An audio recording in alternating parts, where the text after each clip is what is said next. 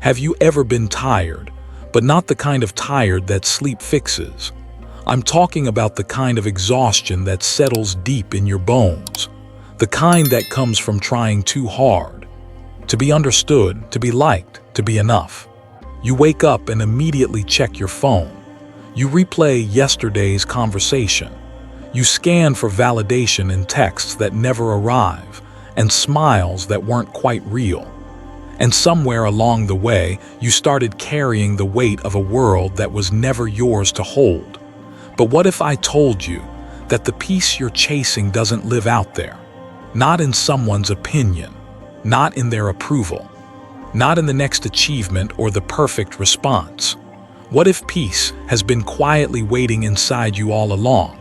We live in a world that glorifies the grind, do more, be more, prove more. But this pursuit, this endless striving, it's exhausting. Not because you're weak, but because you're pouring your soul into places that never fill you back. Let's pause for a moment. Close your eyes just for a second.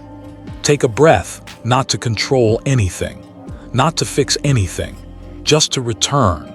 Because right here, right now, nothing is required of you. You don't need to prove your worth. You don't need to win anyone over. You don't even need to have it all figured out. You just need to be. And this is the forgotten wisdom of Zen Buddhism. See, the Buddha never promised us a life without suffering. What he offered was something deeper, a way to suffer less by clinging less, by loosening our grip on what we think we need, and beginning to see what's been true all along. You are not broken. You are not behind. You're just caught in a storm of expectations that don't belong to you. And here's a truth most people spend their whole lives avoiding. The moment you stop trying so hard to control everything, peace finds you. Not because the world suddenly becomes easier, but because your mind stops waging war with it. This is not about giving up. It's not apathy. It's not detachment in the cold, disconnected way we've been taught to fear. It's presence. It's clarity. It's freedom. There's a quiet power in no longer needing to be understood, in no longer rushing to fix every broken thing, in no longer tying your self-worth to someone else's perception. Can you feel it? That gentle unraveling, that exhale after years of holding your breath. This is the beginning of your return, not to some ideal version of yourself, but to the version of you that existed before the world told you who to be. And once you find your way back there, you'll realize something profound. You never needed to chase peace. You just needed to stop chasing everything else. Because the less you grip, the less you explain, the less you force, the more peace has room to enter. And when it does, it doesn't knock loudly. It arrives like a whisper, soft, still, unmistakable. So now that you've found this moment, this breath, this space between all the noise, let's begin to explore what happens next. When you stop reacting to every little thing, when you stop absorbing every careless opinion, when you finally learn the art of letting go and discover the life that's been waiting behind all that trying. We often believe that our happiness depends on what happens to us. But the deeper truth is this: what happens inside us shapes our reality far more than anything outside ever could. Picture this: someone insults you. The words pierce through like sharp arrows. But here's the question: did the insult hurt you, or did your reaction to it do the damage? In the quiet teachings of Zen Buddhism, there's a powerful metaphor. The mind is like a mirror. It doesn't hold on to images. It reflects, then lets go. A clear mirror never argues with the reflection, it simply sees. But most of us, our mirrors are dusty, covered with years of emotional residue, grudges, fear, pride, insecurity. So when something happens, we don't just see it, we react. We distort the moment through the dust of our past. And that's where suffering begins, not in the event, but in the reaction we've trained ourselves to have. Let's look deeper. Reactions are not random. They are echoes of our conditioning. You get angry when someone disrespects you, not because of the disrespect itself, but because, somewhere along the way, you learn that your worth is tied to how others treat you. The disrespect hits an old wound. The mind flares up. You react. This reaction is instant, automatic, almost mechanical. But here's the truth Zen points to: you are not your reaction. The moment you can observe the reaction rising, before it spills out as words, as anger, as defense, you reclaim power. That's what meditation trains you to do, to sit quietly and watch, to see the mind's mirror react. And instead of joining the chaos, you stay still, you stay aware. Let's bring this to life with a story. A Zen master once sat with his disciples when a rude man barged into the monastery and began hurling insults. The disciples grew angry. One stood up, fists clenched, ready to defend his master. But the master remained calm, smiling gently. When the man ran out of breath, the master simply said, "If someone offers you a gift but you do not accept it, who does it belong to?" The man was confused. To the one who offered it, of course. The master nodded. "Exactly. I do not accept your gift of anger." Silence filled the room. That right there is the power of seeing your reaction before it becomes a storm. Imagine if we could all live like that. How many arguments would never start? How many sleepless nights would be avoided?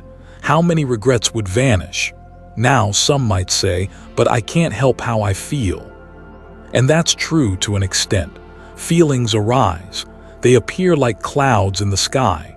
But Zen teaches us, you are the sky, not the clouds.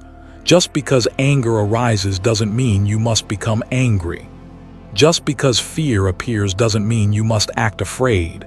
In the space between stimulus and reaction lies your freedom. But most people have no space, no pause, no breath. Something happens, they react. End of story. But if you train the mind gently, patiently, you begin to see the moment before the reaction. You begin to breathe there, to pause, to choose. And that's where liberation begins. Reaction is a chain. Awareness is the key. So the next time someone pushes your buttons, notice, where is this reaction born? Is it truly about this moment, or is it an old wound reopening? Is it your truth or your ego flaring? Breathe, feel, observe. Let the mirror of your mind reflect, but not absorb. Let the dust settle. Let the storm pass. The less you cling to reaction, the more peace you uncover. And from that peace, something remarkable begins to unfold. There's a strange freedom in not reacting. A calm defiance that rises when you realize, not everything deserves a piece of your soul. You don't need to pick up every emotion thrown at you like it's your responsibility. Not every opinion deserves a counterattack. Not every situation needs your energy. That is the essence of emotional minimalism. We live in a world that convinces us to care more notifications, more opinions, more drama, more involvement. But what if the path to deeper feeling, to inner richness, isn't through expansion but contraction?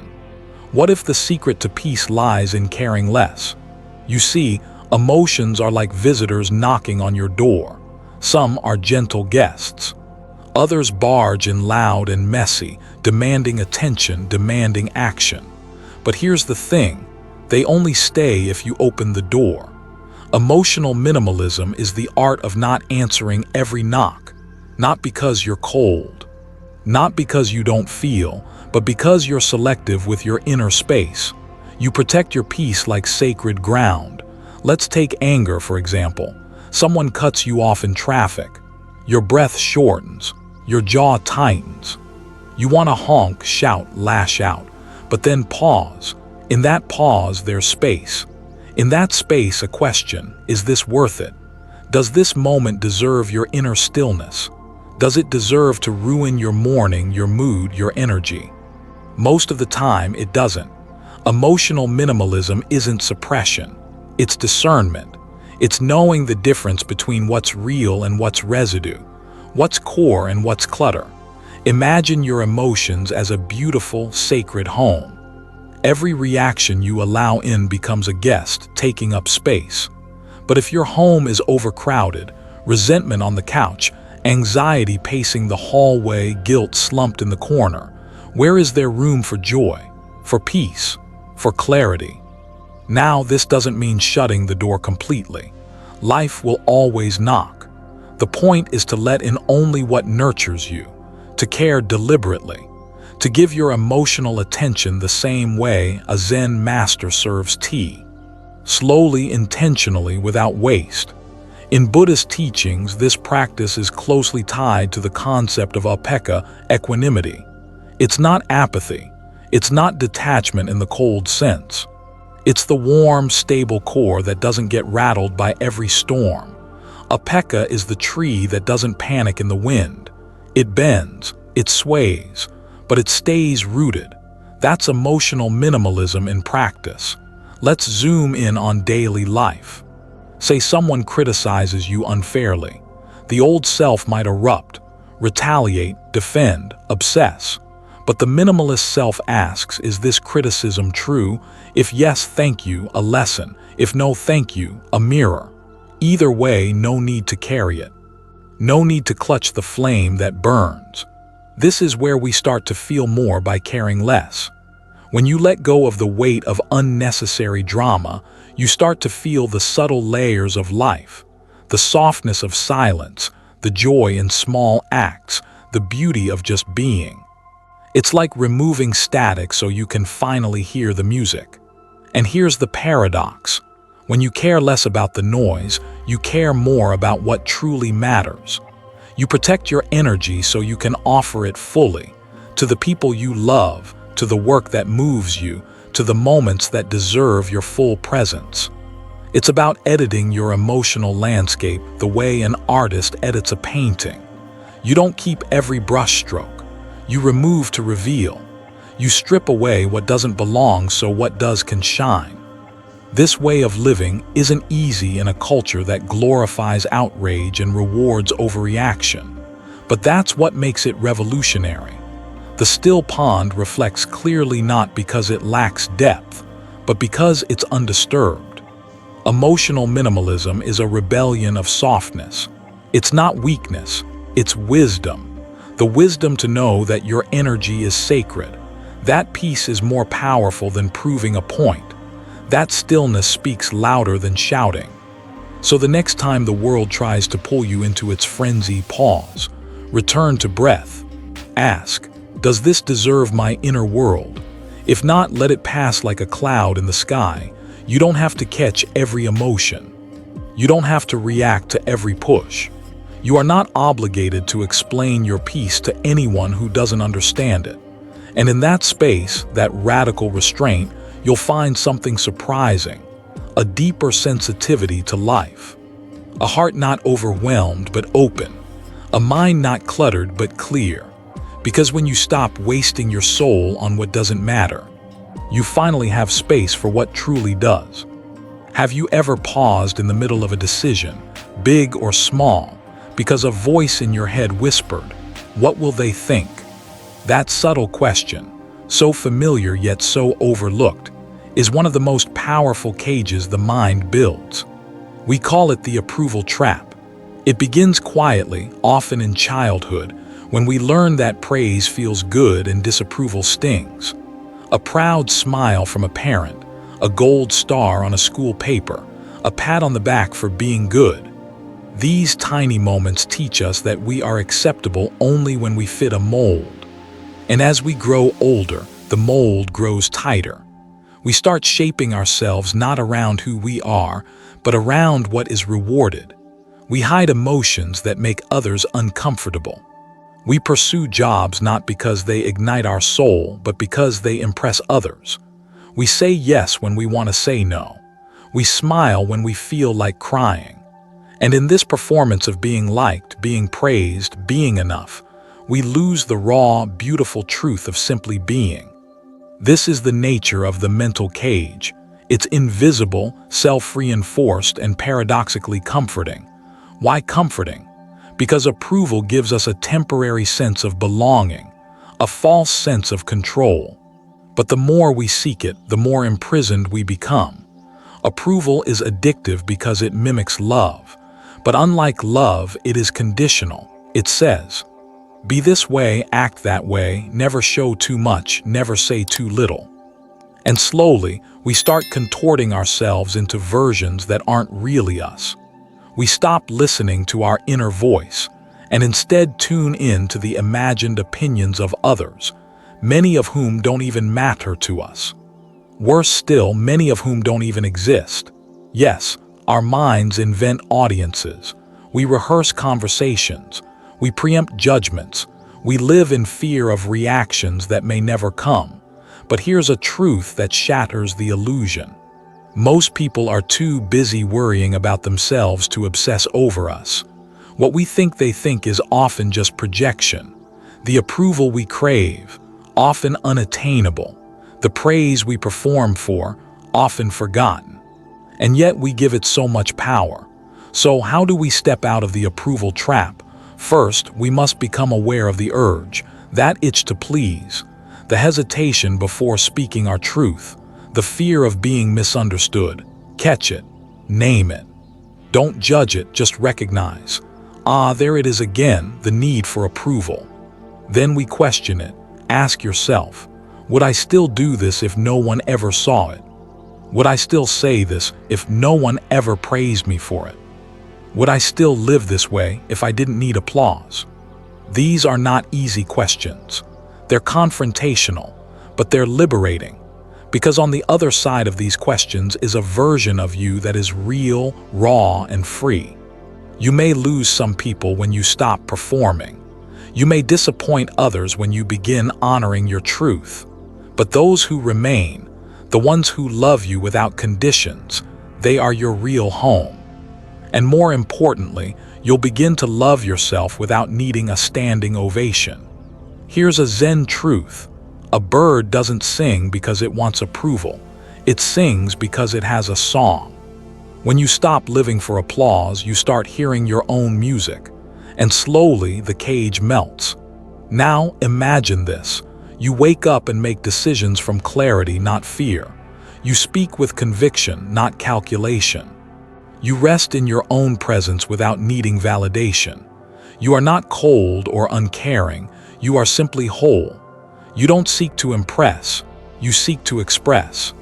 This is the beginning of freedom, not the kind that rebels or shouts, but the quiet kind that no longer needs to prove anything.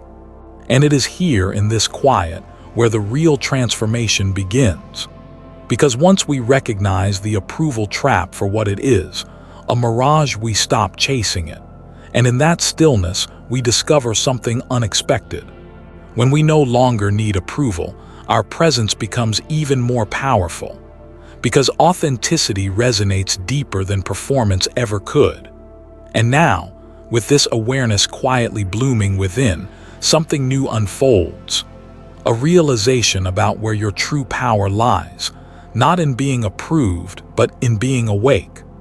Let's step into that awakening and explore what it truly means to reclaim the energy we've scattered in all directions. Let's talk about energy leaks and the art of sealing them. Have you ever paused in the middle of a chaotic day and realized you are watching your own mind unravel? As if there's a deeper you quietly observing while your thoughts rage on like a storm. That moment, brief, subtle, almost invisible, is the doorway to freedom. And it holds the most liberating truth you'll ever encounter. You are not your thoughts. Imagine the sky, boundless, silent, ever-present. Now imagine your thoughts as clouds, some light and fleeting, others dark and heavy. But no matter how thick or turbulent the clouds become, the sky remains untouched, vast and unaffected. That right there is the truth of your mind. Most of us, though, mistake ourselves for the clouds. A judgment arises, I'm not good enough, and we cling to it like it defines who we are. A regret surfaces, I shouldn't have done that. and suddenly we believe we're doomed to carry it forever. We're tossed around by thought after thought like a leaf in a windstorm, forgetting that we are not the wind, we are the space it moves through. But how did we end up believing every thought that appears? It starts early. We're conditioned to identify with our internal dialogue. We grow up hearing labels: smart, lazy, talented, difficult. Over time, we inherit this narrative and start adding to it ourselves. I always mess things up. I can't do this. No one truly loves me. These are not truths. These are passing clouds. But when no one teaches us to see the sky, we live our whole lives under the weather. That's where mindfulness comes in, not as a trendy self-help trick, but as a radical shift in identity. You begin watching your thoughts with curiosity instead of clinging to them. You hear the inner critic, but you don't fight it or feed it. You just observe. You notice the anxious spiral, but instead of diving in, you name it. Worry is here. And in doing so, you create space. That space is your freedom. Because the moment you realize you can watch your thoughts, you've proven something powerful. You are not the thought, you are the awareness that sees it. This realization doesn't mean your thoughts will stop. In fact, they'll keep coming. Some will be helpful, some will be harmful, some will be nonsensical. That's okay. The goal isn't to eliminate them, it's to untangle from them. A monk once said, "Let your thoughts come and go like guests in your home. Just don't serve them tea." That's emotional maturity. That's spiritual freedom. You begin to live less from reaction and more from awareness. You stop chasing every fear, every desire, every opinion that pops up. You learn to rest in the stillness beneath the noise. And here's the most beautiful part. When you stop believing every thought, your heart opens. You start listening deeper to others, to silence, to your own intuition. Life becomes more vivid, less filtered by the mind's judgments. You begin to see clearly, not through the cloudy lens of constant thinking, but through the clarity of pure presence. And from that space, compassion arises naturally. You stop judging others because you know they're also stuck in their minds, just like you were. You see their pain and projection and confusion not as personal attacks, but as symptoms of identification with thought. And just like that, you forgive. Not because you should, but because you see clearly. You've become the sky. So the next time a thought appears, no matter how convincing, pause, take a breath. Ask yourself, who's watching this thought? And let that silent witness guide you back to peace. Because the truth is, you were never the thought. You were the vast sky holding it all. And now, as we journey deeper into this practice of inner liberation, a new realization begins to emerge. It has nothing to do with the stories in your mind and everything to do with the energy behind them. The craving, the needing, the endless seeking. Let's talk about desire and how it quietly runs the show. We live in a world that equates busyness with value. The more packed your schedule, the more important you must be, right? But what if that's the lie? What if real peace, real clarity, comes not from doing more, but from doing less, with intention? Imagine waking up and instead of rushing to complete 10 tasks before noon, you did just 3, each one chosen with care, carried out with focus, and finished with presence. That's not laziness, that's power. We've been trained to chase productivity like it's salvation, but chasing everything often means catching nothing. Think of a person juggling too many balls in the air. Sooner or later, one drops, then 2, then all. But what if you just held one ball and mastered it? That's the art of purposeful living. Let's bring it home with a metaphor. Picture a sculptor. They don't add clay to find the form, they chip away. They remove the unnecessary. That's what you must do with your time, your energy, your life. Begin to ask yourself not, what more can I add? But what can I remove so that what truly matters can breathe? Here's the subtle truth that few ever dare to say aloud. Most of what you do each day doesn't matter. Harsh, maybe. Liberating, absolutely. Check your to-do list. Now ask, which of these actions moves me closer to the life I truly want? Which of these are distractions in disguise? And which ones do I do just to avoid stillness? That last question, it stings. But sit with it. Sometimes we stay busy not because we have to, but because slowing down would mean meeting ourselves. And many of us are strangers to our own minds. Doing less isn't just a time management hack. It's a spiritual shift. When you clear the noise, what remains speaks louder. You start to notice how a quiet meal can be sacred. How a single conversation, undistracted, can be life-changing. How 5 mindful minutes can outweigh 5 hours of chaos. And here's where purpose comes in. When you do less, you must choose better. The fewer the actions, the more each one matters. So you become a curator of your life, not a collector of busyness. Let's take it deeper. Buddhist teachings remind us, right effort is one of the steps on the eightfold path.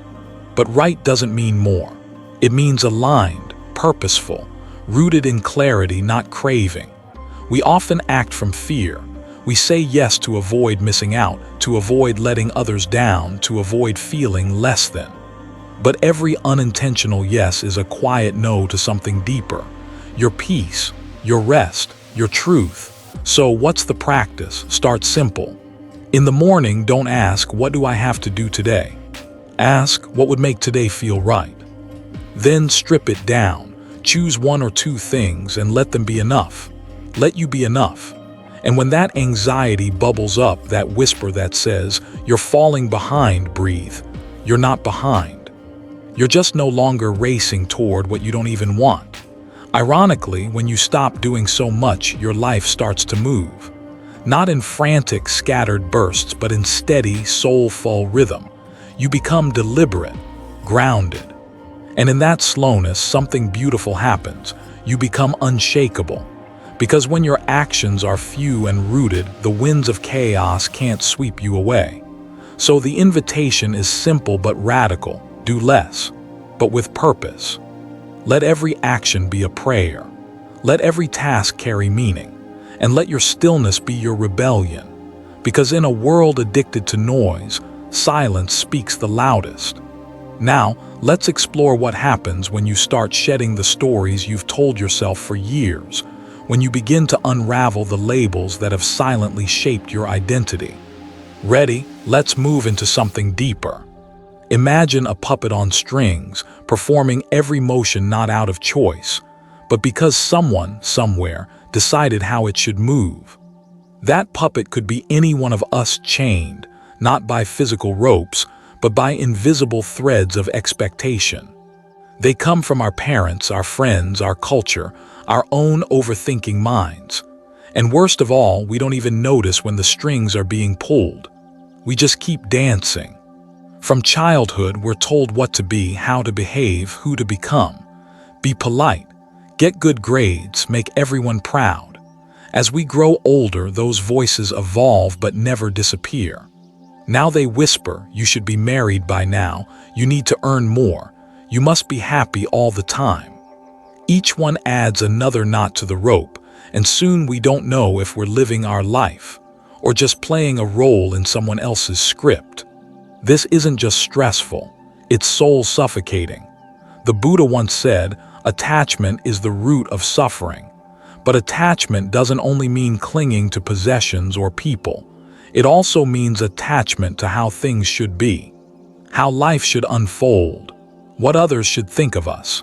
When you expect the world to follow your script, every deviation feels like betrayal.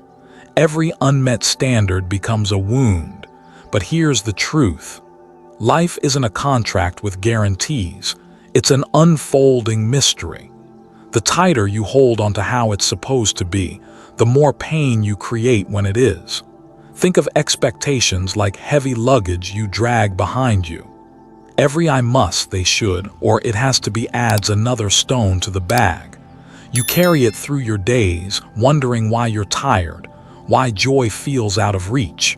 But what if the weight was never yours to begin with? What if you could simply let it go? Let's get real. You don't have to be perfect. You don't have to meet anyone's timeline. You don't need to chase applause. You were not born to fulfill every expectation. You were born to be free. And freedom starts with this radical act. Disappointing others. Yes. Disappoint people lovingly, respectfully, but firmly. Say no when your heart says no. Step out of roles that don't fit. Refuse to carry the burden of everyone's opinion. That's not rebellion. That's self-respect. But this isn't just about others. It's also about the expectations you place on yourself. That inner critic who demands perfection. That voice that says, you're not enough. You need to realize, you're not failing at life. You're just exhausted from trying to be everything for everyone. Try this instead. Hold your goals gently. Allow your identity to evolve. Understand that your worth isn't tied to meeting arbitrary standards. Who you are is not defined by what you achieve, but how deeply you live. Now, pause for a moment. Feel the tension in your body when you think of all the things you should be doing. Notice how your shoulders tighten, your breath shallows, your chest contracts. That's the rope tightening.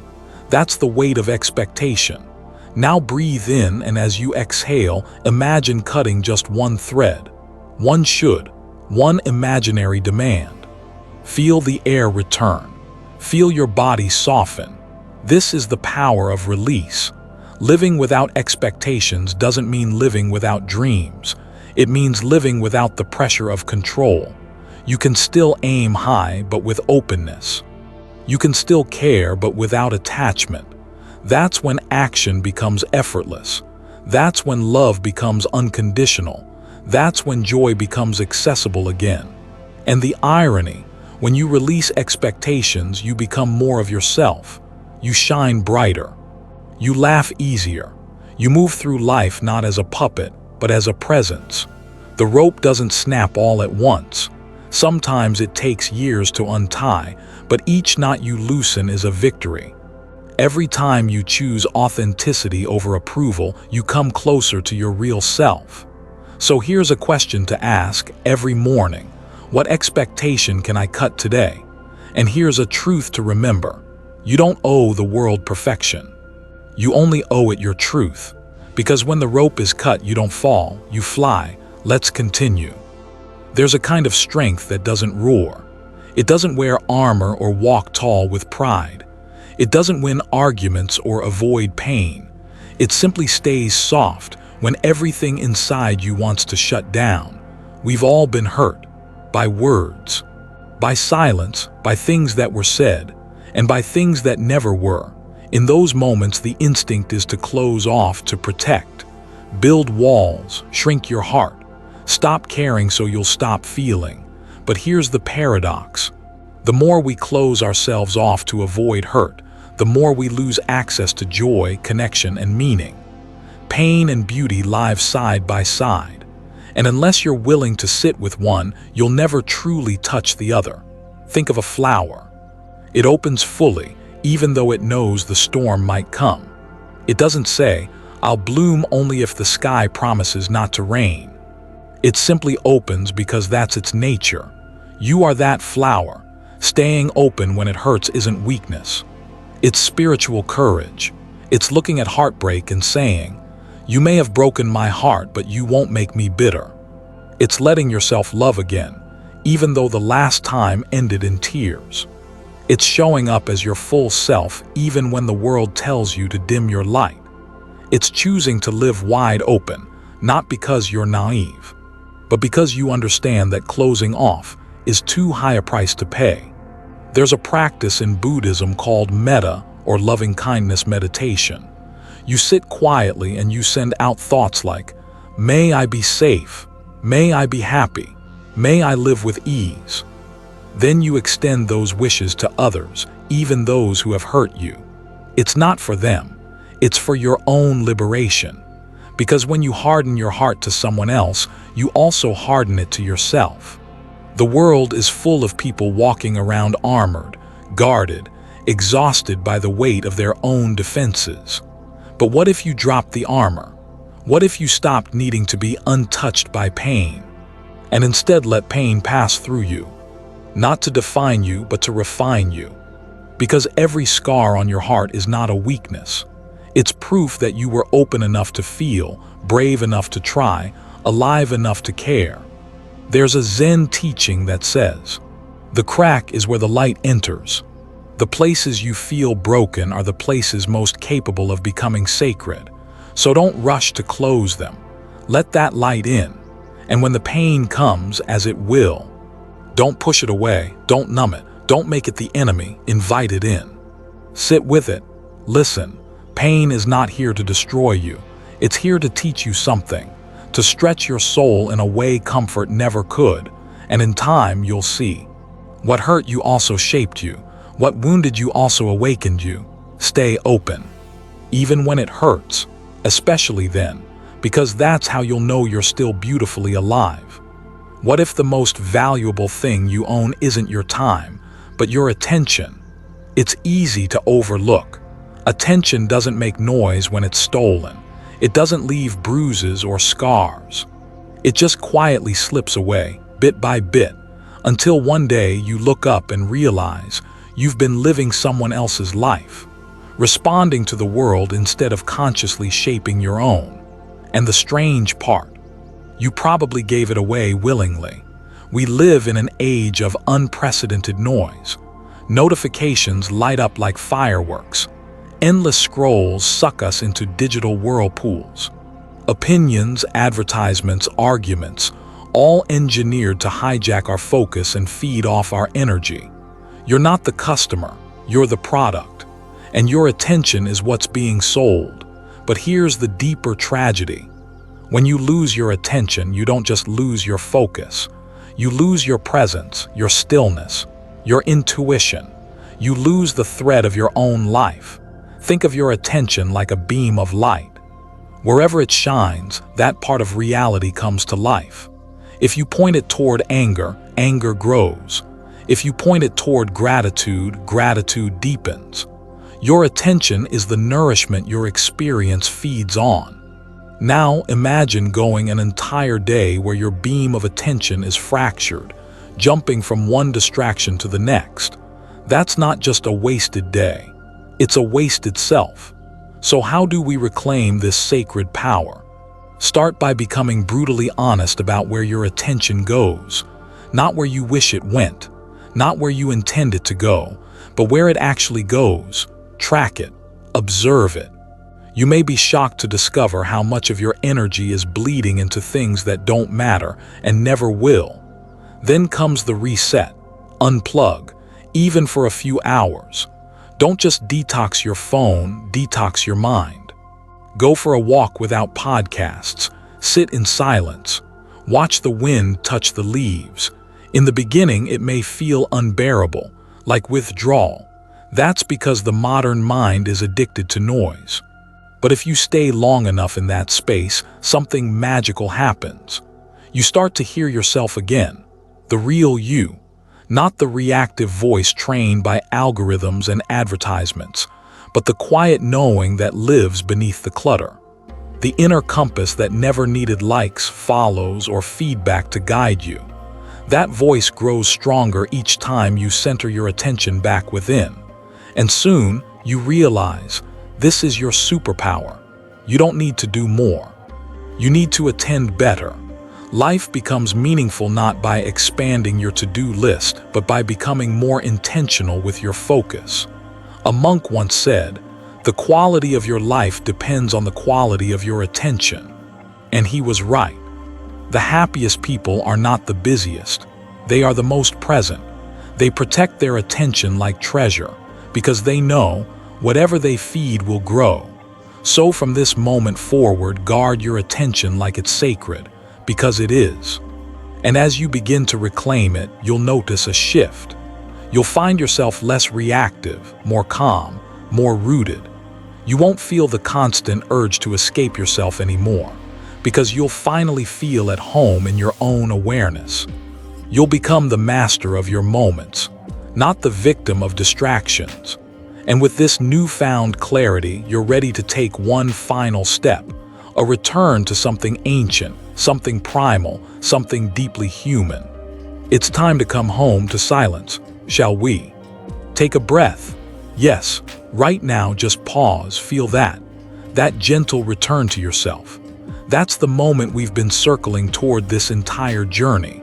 All along, beneath the layers of noise, of roles and reactions, of striving and pleasing and protecting, there's always been a quiet center, still undisturbed. Yours. We often think strength means carrying it all. Every burden, every memory, every mistake, every expectation ever placed upon us. But here's the radical truth. You were never meant to carry it all. You were meant to feel, to learn, to live, to let go. Like a tree shedding its leaves, your soul was designed for seasons. Not to hoard the past like clutter in a forgotten attic, but to move with life, to shed what no longer serves you. Every thought you've ever had doesn't need to stay. Every emotion you've ever felt doesn't need to be replayed. Every image you've tried to live up to, it was just that, an image. Can we say it out loud now? You are allowed to put things down. You don't have to fix every broken thing. You don't have to be everything to everyone. You don't have to win, prove, or chase endlessly. You can just be. You can let life touch you lightly, not bruise you deeply. You can love with open hands, not clenched fists.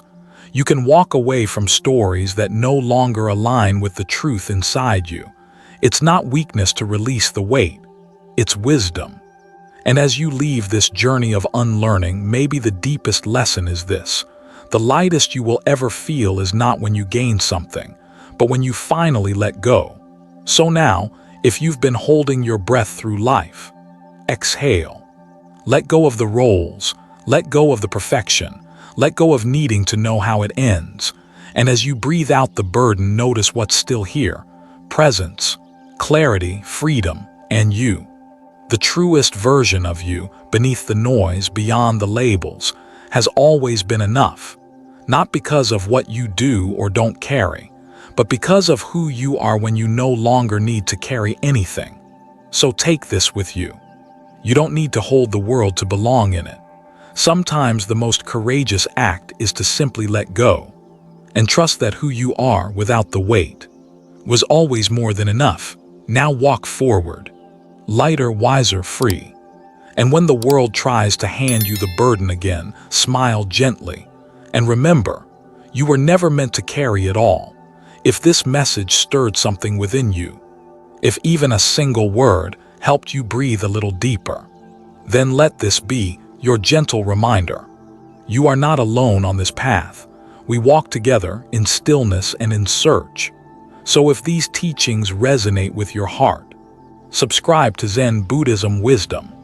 Not for noise, not for distraction, but for a quiet space to return to again and again.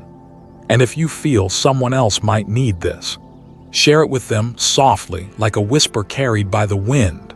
Until we meet again, breathe deeply, walk slowly, and live mindfully.